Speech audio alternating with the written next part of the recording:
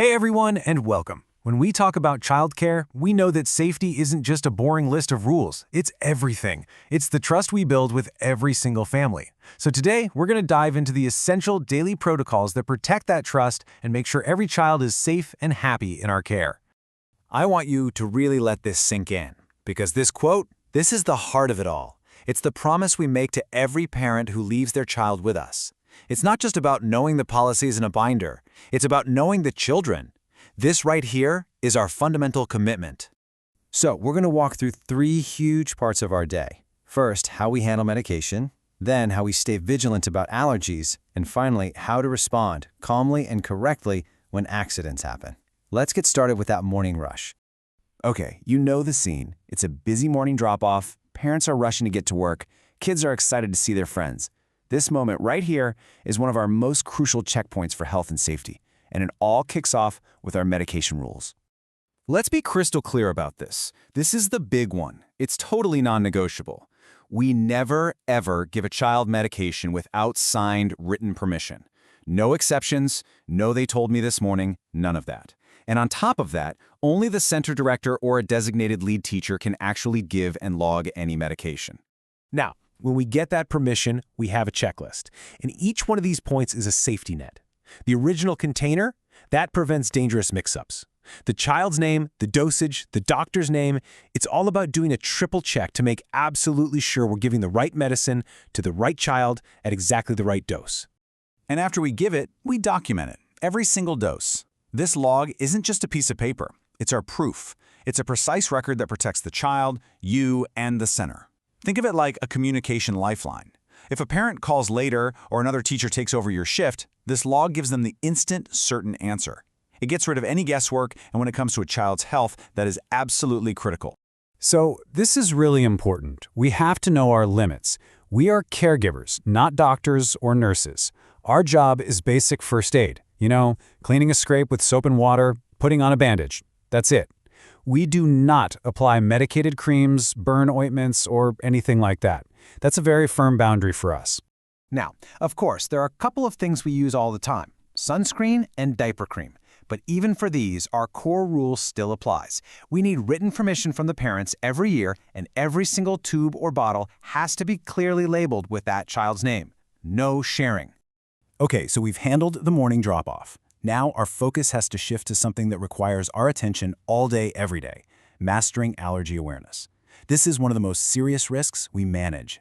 You know that allergy list posted in your room? That is not wallpaper. That's your daily guide. You have to know it by heart. And anytime a new child joins your classroom, the very first thing you should do is find that list and get familiar with their specific needs. It's proactive, not reactive. I want you to stop for a second and really answer this question for yourself, right now.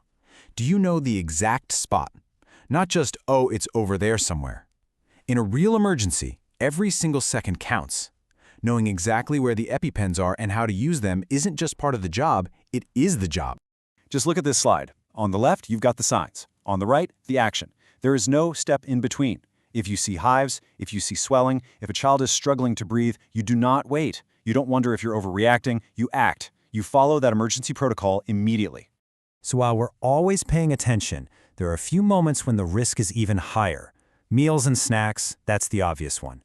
But what about art projects? Are you using materials like pasta or seeds or anything with food products?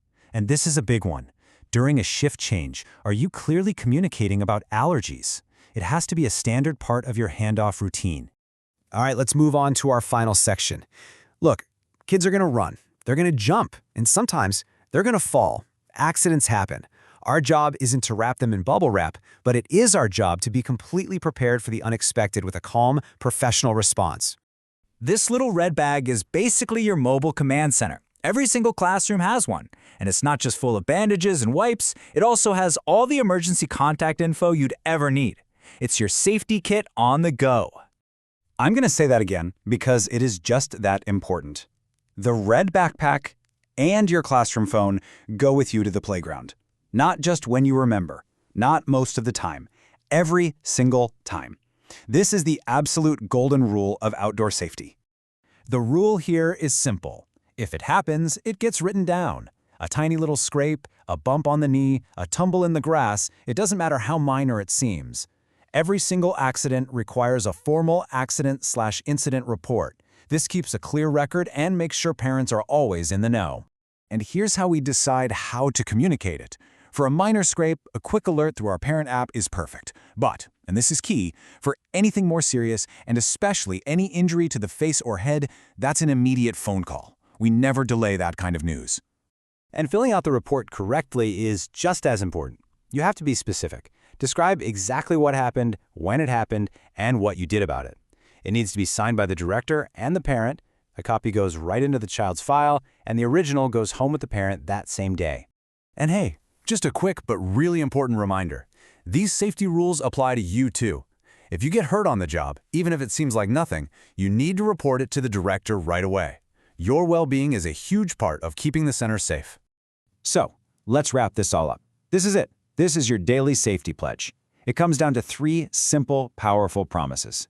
Always get written permission for meds, know every allergy and where those EpiPens are, and document every single incident, big or small. That's the bedrock of what we do. So, as we finish, I want to leave you with this question to think about. What's the one thing you'll double-check before you start your next shift? Are you going to review that allergy list one more time? Maybe check the location of the EpiPen, or just make sure that red bag is stocked and ready to go? Taking just one of those small steps makes our entire center a safer place for everyone. Thanks for your amazing commitment to keeping our kids safe.